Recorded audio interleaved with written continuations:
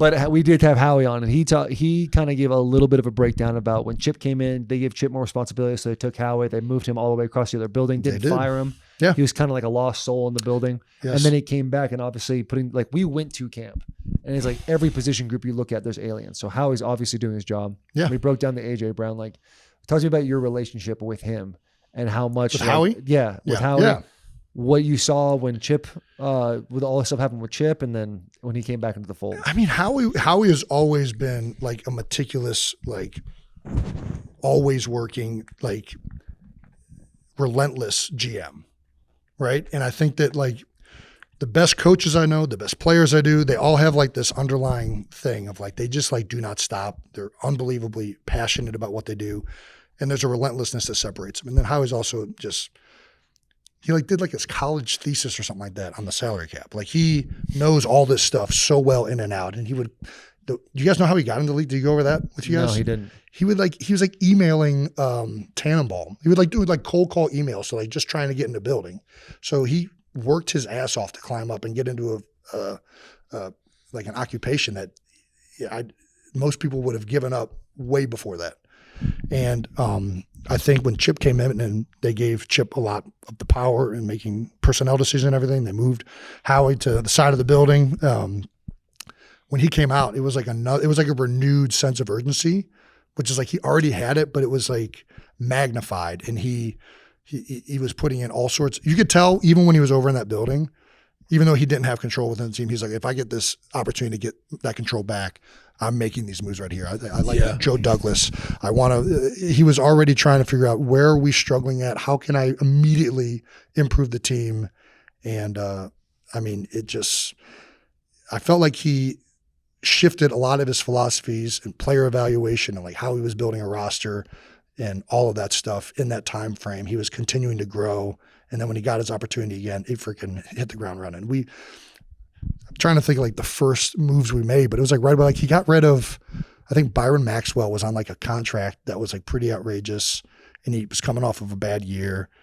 And then there's another contract and right away he finds ways to like offload these contracts, bring in other guys. Like he has a way of making deals happen. I mean, the AJ Brown one is like such a well-known one where it's like, how the fuck did you do this? Right. And even when we've had down years, we've rebounded so quick. And I do think a big reason for that is like Howie somehow knows how to like manipulate these things quicker than I think other GMs and teams can. Mm-hmm. And I'm trying to think, we had a linebacker, Kiko Alonso. Yeah. Like it's just like from the Bills. When it's not working out, and not trying to throw shade at any of these guys, like it's just not happening.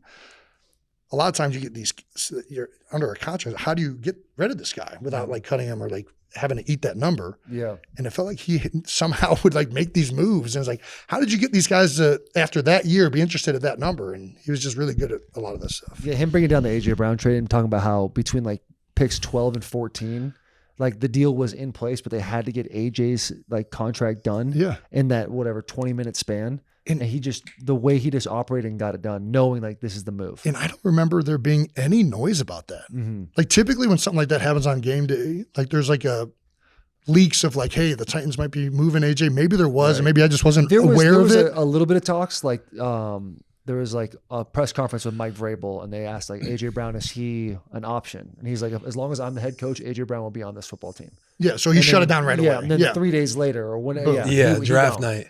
And then you see him get up and he kind of like does one of these and you're like, Braves didn't like that at all. Yeah. Did not like that at all. Because I'm on like with Adam Lefkoe doing like a whole draft thing and it comes down across the ticker while I'm live on air. I'm like, I didn't even know this was a fucking like, they kept this so quiet. Which is wild. Yeah. And like how quickly he had to operate that in. Mm-hmm. And I mean, the dude just does not leave any stone unturned. He is always like trying to figure out a way to maximize value, whether it's from like a contract standpoint, like a personnel standpoint in the building. Like he's maniacal. He's relentless in like his pursuit to do all that stuff. And yeah.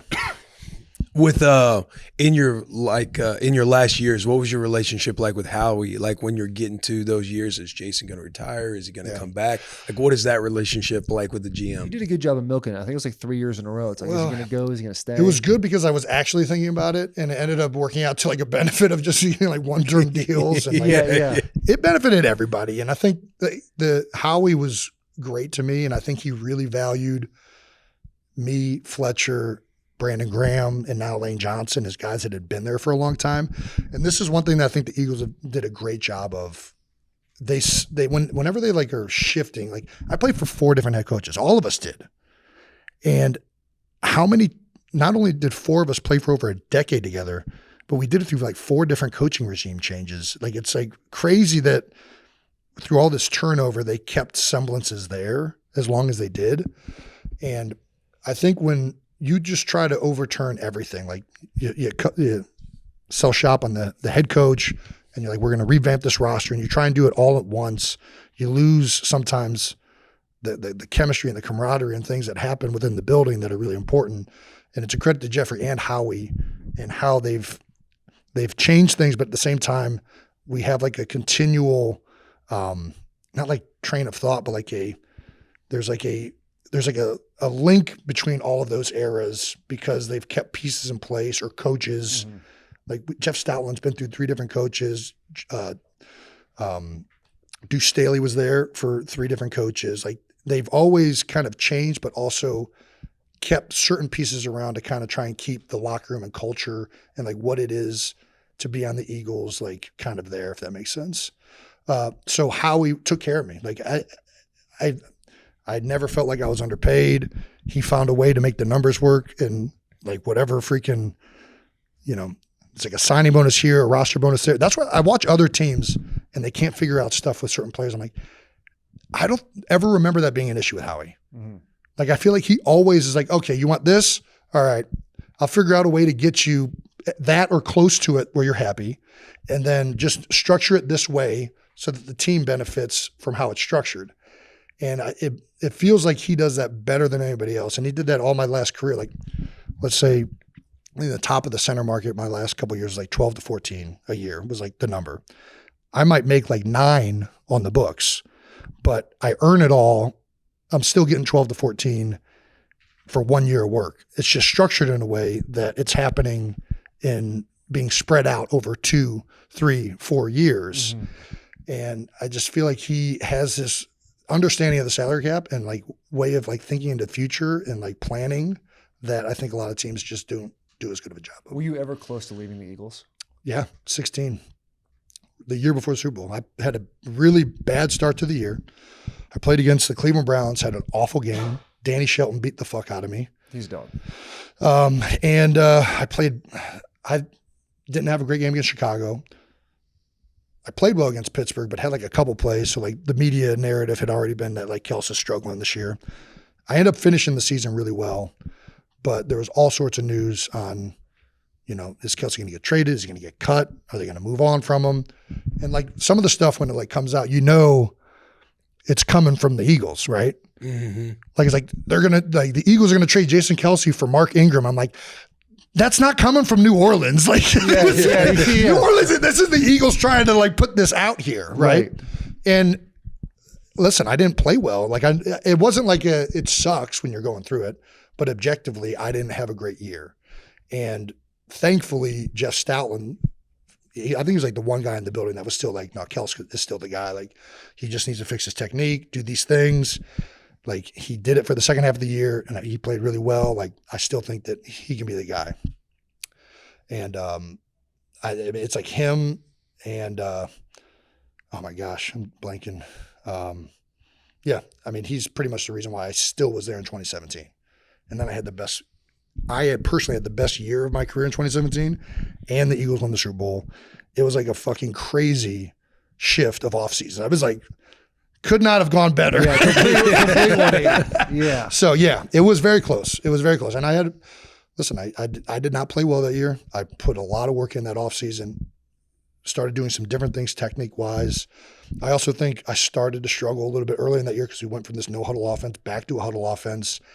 And I got away with a lot of things in the no huddle offense with bad hand placement and things because you deal with like the D lineman's fatigue.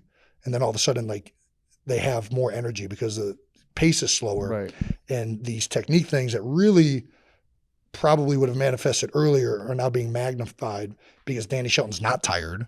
Right. And now I'm going out here with hands like this and a 350-pound person's putting his head in my chest. Right. That's not a good recipe. Never is. So it ended up being like the best thing that ever happened. And like I had all of my personal accolades other than like 1 or 2 Pro Bowls came after that year.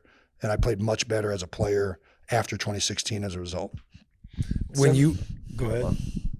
I was gonna ask about the retirement thing again. Do you have another one? No. I was gonna go into the Super Bowl and the Wentz Nick thing, but go ahead. Nick. My question was gonna be, what were the conversations like when you were retired? Was there offer on the table for you to come back? The Eagles' allure is, the rumors out there is you had a $9 million offer on the table for you to come back if you were to return. Is that a lure? I think so. Are you making this up right now? I'm not. You didn't hear? I think the Eagles would have found a way to have me back again if I would have wanted to. And at that point, like if I wanted to play, I wasn't going to play for another team anyways.